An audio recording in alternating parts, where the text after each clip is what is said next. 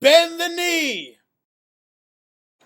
Valor Mogolas, everybody. This is Don Willie back again with another edition of Game of Thrones Season 6. Will it happen in the books?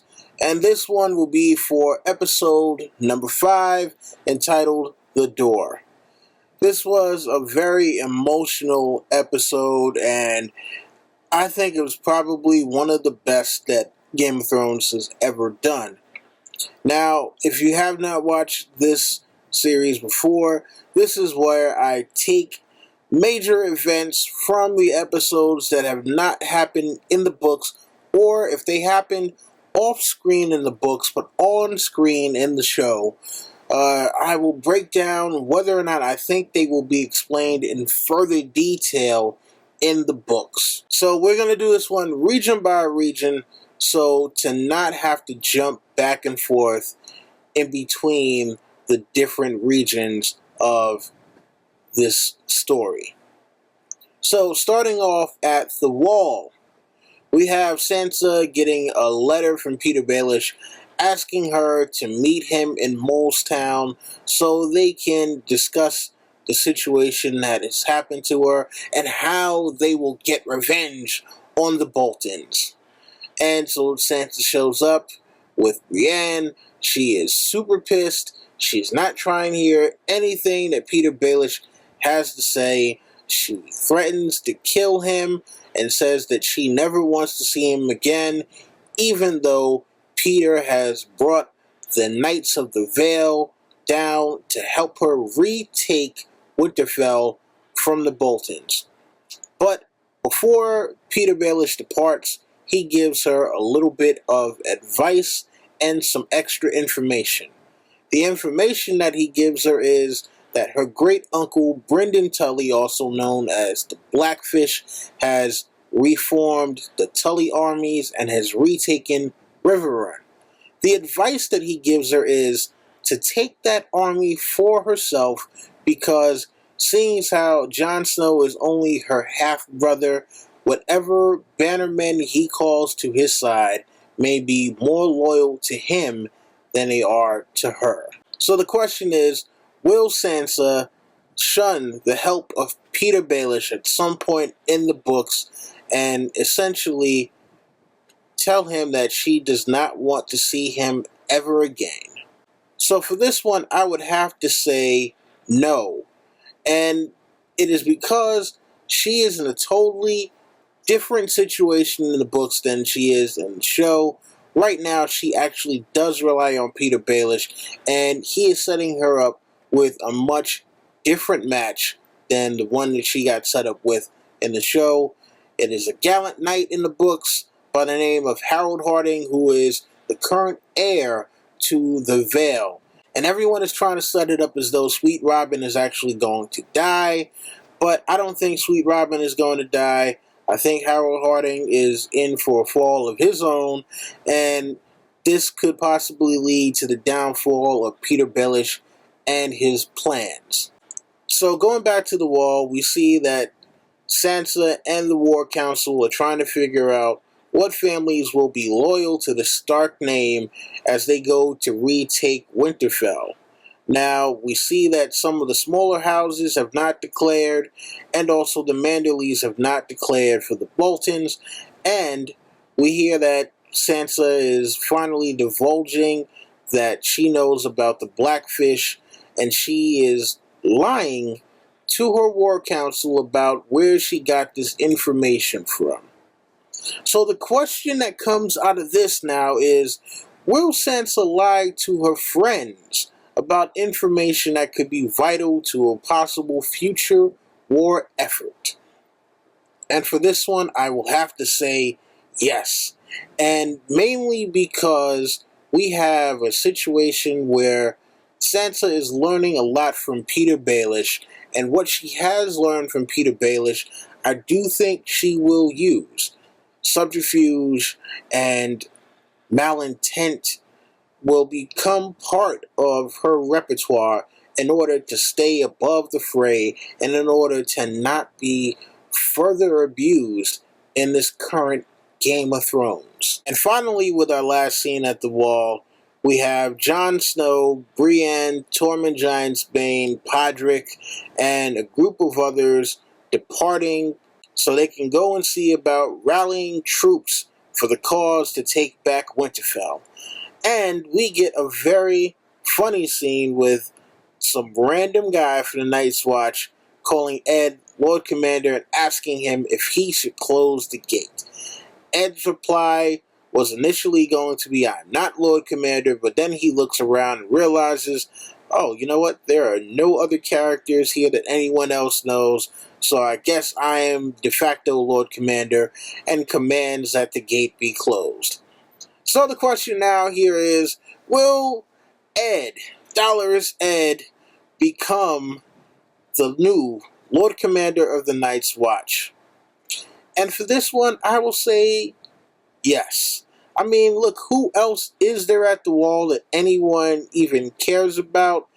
I'm pretty sure once Jon Snow comes back in the books, he's going to be pissed off. He's going to be like, you know what, to hell with you guys, I'm out of here.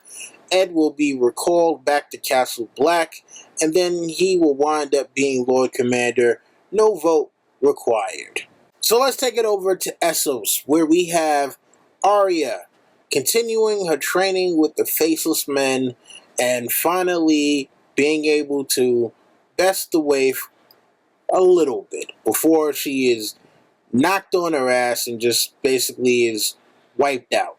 Then she is sent on a mission by Jaqen H'ghar to a play that happens in one of the Winds of Winter Mercy chapters, and for this one she is sent to go find out how to kill an actress who was part of the play.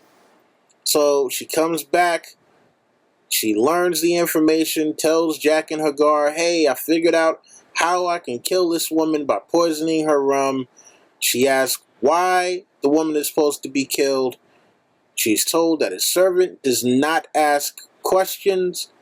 And now we have the kind of dilemma here where Jaqen has already told her a face will be added to the hall one way or another, implying that it's either going to be this actress's face or it's going to be hers. And so now the question is, will Arya truly embrace being no one and complete her mission? Or will she keep her identity as Arya Stark and wind up having to go against the Faceless Men? So, if you're talking about whether or not Arya Stark will truly embrace becoming no one, I will say no. No, no, no, no, no. Arya Stark will remain Arya Stark, but I do think she will gain the Faceless Men powers, go back to Westeros, and unfortunately have to spend the rest of her days looking over her shoulder, because I think she will be able to spot Faceless Men from now on, because she will learn whatever the trick is to spotting them, but it's going to lead to her having to kill a lot of people. And it's already been foreshadowed by the Ghost of High Heart.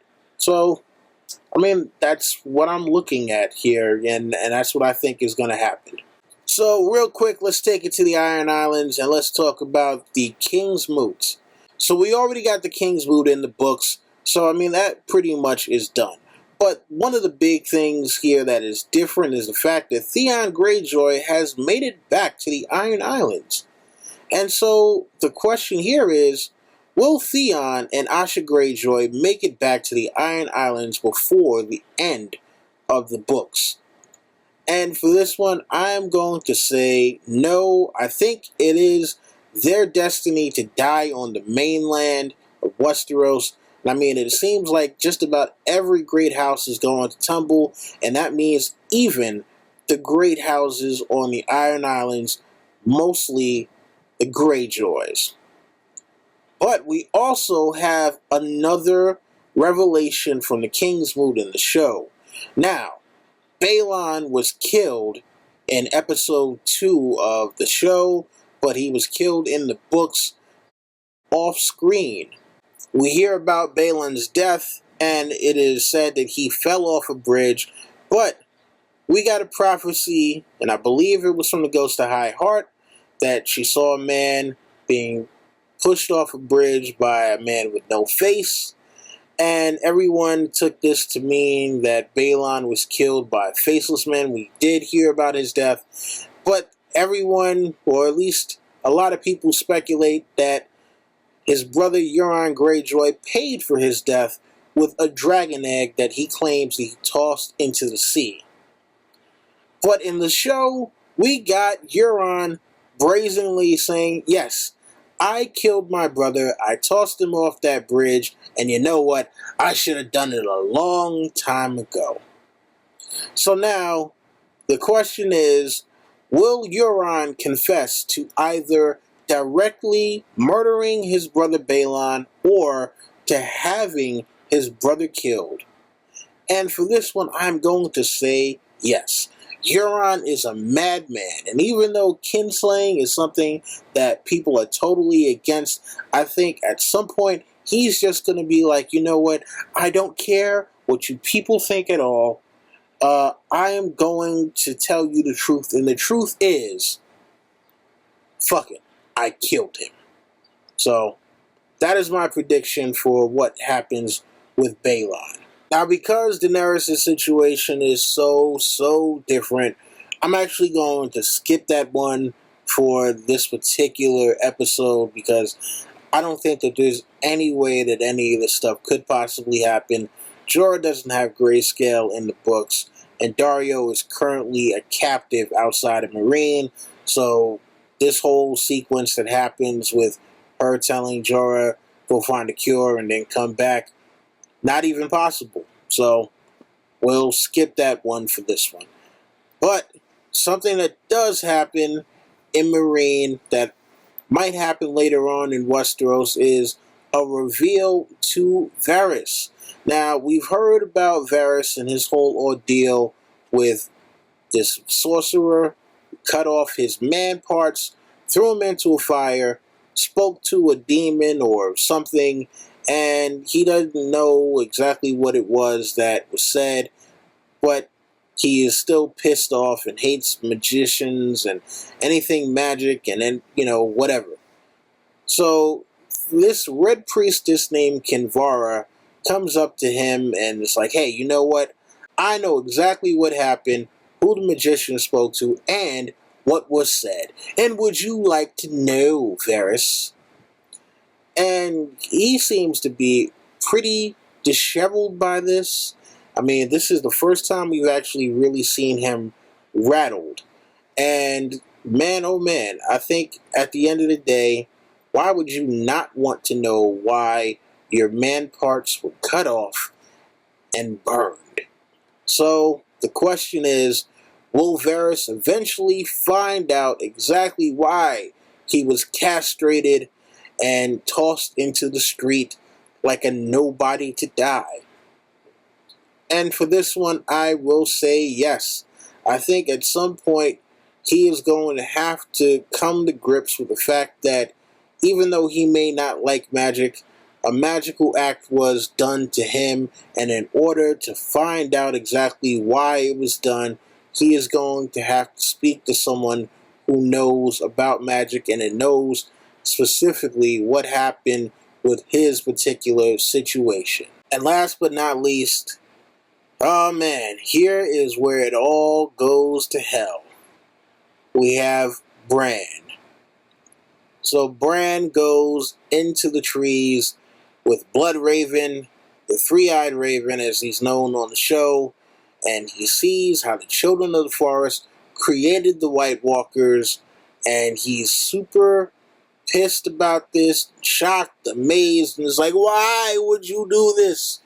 And like, you know what? We were at war with you people. You came, cut down all the shit, and pushed us into the deep woods, and we wanted revenge. So there you go. That's how we get the White Walkers. So we have two questions that need to be asked from this one.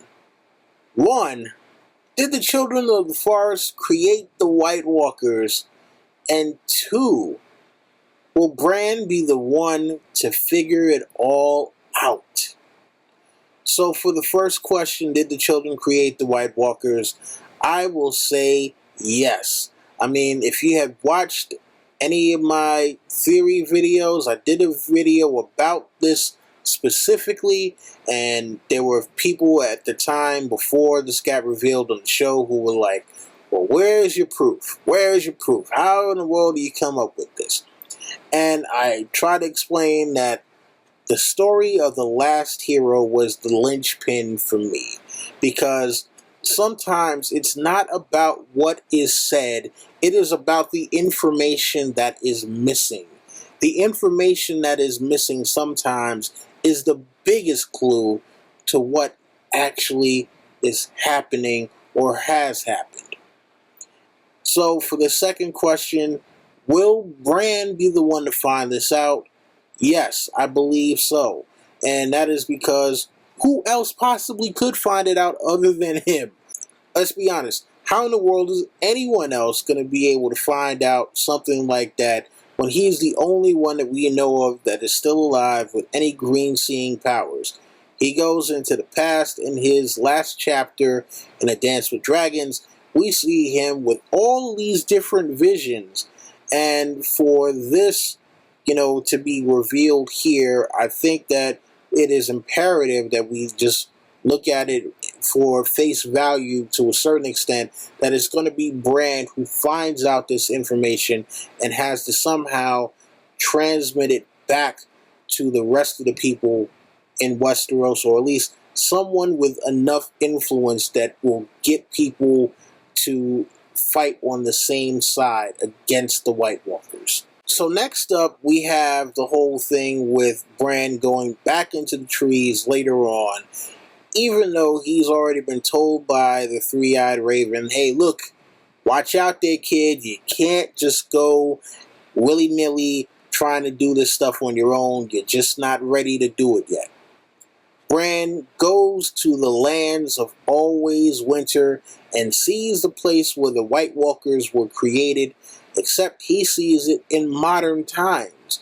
And the place looks totally different. It's all snowed over. The weirwood tree that was there is frozen, super frozen, but you can still see the spiral pattern that existed there with those stones. And he goes, sees the White Walkers' army of whites, the thralls. He sees the White Walkers. He sees the Night's King. The Night's King sees him, touches him, marks him, and then is able to track him all the way back to the cave where they currently are laid up, trying to figure out how to stop the White Walkers. And man, oh man, this is where things go to hell. So the question for this one now is, will Bran meet up with the Night's King or some leader of the White Walkers? Will he be marked and then be forced to leave the cave in order to find out the rest of what's supposed to happen in the past and how to stop this threat? And for this one, unfortunately, because it is so convoluted to a certain extent, I am going to have to say I don't know. I know it sounds like copping pleas, but for this one, I always had a great suspicion that Bran was not going to leave the cave. I mean, look, remember, Bloodraven in the show expressly tells him, hey, you're not going to stay here, you're going to leave. In the books, we don't get anything like that at all so far. It seems like, hey, you know what, Bran, you're here, you're going to be wrapped up, we're making you the brand new Weirwood Throne. They put him in a Weirwood Throne the same way they did with Bloodraven in the books, and we saw what happened with Bloodraven, how he becomes wrapped up with the trees literally growing through him. So I figured, you know what, that's probably going to be Bran's fate. Bran is going to die there and become one with the trees, and he's going to be super green seer warg and wind up taking over things from there and being this omnipresent, omniscient, almost godlike figure at the end of it all. But unfortunately, he just won't be able to physically leave from the tree. So, yeah, I mean, look, I hope this doesn't sound like a cop out, but I really do not know whether or not that will happen. So after this, we get the scene of the White Walkers and their army of thralls showing up, slaughtering the children of the forest and Bloodraven, and forcing Bran, Hodor, and Mira to escape. And so the question for this one is, will the White Walkers kill the last of the children of the forest and Bloodraven? For this one, man, you know what? I'm going to stick with my conviction on this one, and I'm going to say no. I think that the children of the forest are still trying to figure out how to kill men, and I think they're going to manipulate Bran into doing something crazy, like one of Daenerys' dragons, burn down King's Landing, or do something very vicious. And by the time Bran figures out that he's been manipulated, I think it's going to be too late. And I think if anyone winds up killing Bloodraven and the children of the forest, it will be Bran and not the White Walkers. Now, during the scene of slaughter and massacre, we also get the death of Summer, which I'm like, damn it, man. Why do we have to have the damn direwolves dying again? This is fucking killing me with this shit, man. But, it appears that summer is ended and winter is now here. So the question is, will Summer die in the books? And as much as it breaks my heart, I'm going to say yes. I mean, look, it seems that every direwolf death is a metaphor of something, and with the end of summer, you have the beginning of winter. And, I mean, think about it. The next book is called The Winds of Winter, and nothing blows colder. Nothing will break your heart more. And, oh, man, like I said, I don't want to see it happen, but I have no reason to believe that it will be otherwise. So, yeah. R.I.P. Summer in the show, and most likely in the books as well. So then we come to the very last scene, and that is the creation of Hodor. So in this one, we have Bran, who is trying to learn everything as per Bloodraven. He sees his father being sent off to the Eyrie to be fostered by Jon Arryn. And while he's there, kind of content to learn about all this stuff, the White Walkers are attacking. And Mira is telling Bran he has to wake up and warg Hodor in order for them to be able to escape. Now, the thing that we are not privy to before this all starts happening is that Hodor knew all the time that he was going to die, because he basically saw his death happen when he was a kid. With this whole time loop paradox, it kind of made it so that Hodor saw himself holding the door that helped Bran escape, and he also saw his own death at the same time, and that caused a feedback loop which fractured this young man's mind and turned him into the lovable giant that we've known for the past 5.5 seasons, and all throughout these books. So we have two questions now. One, will Bran create Hodor? And two, will Hodor sacrifice himself to save Bran from an impending doom? So for both of these questions, the answer is yes. It has already been confirmed by George R. R. Martin himself that Bran will create Hodor and that Hodor will sacrifice himself to save Bran, but the circumstances will be different. It won't be because of this same kind of White Walker attack. It doesn't mean that there won't be a White Walker attack, period, but it will be different than what we got in the show. And man, I'll tell you, this was like probably the most heartbreaking scene since the Red Wedding to me. I mean, like,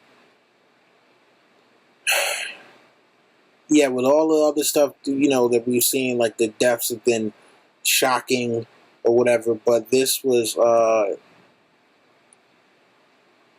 between this one, the Red Wedding, and also the burning of Shireen, yeah, this was heartbreaking, just to get the context of it, because here we were wondering, why has this guy only been able to say this one word for all this time? And we got the reveal a couple of episodes ago that, hey, he was, moderately normal before. People had all kinds of suspicions as to why it was that he was only able to say Hodor, why it was that he was like this. I mean, damn. I'm sorry. I'm having a tough time with this one. It's kind of crazy just to think about it. I mean, and even though this episode confirmed a couple of my own theories with regards to the creation of the White Walkers and also Bran being able to travel through time, this was one consequence I wish actually wasn't a result of me being right about something in this show. Yeah, man. But you know what? I'll be back to discuss this some more some other time. Yeah, I'm gonna leave this one right here, right now. But join me again next week for another one of these. And you already know the deal. Rate, comment, subscribe, share, tell your friends, come back for more. That's been my time, and this is Don Willie saying, Vala Dahiris. Hodor.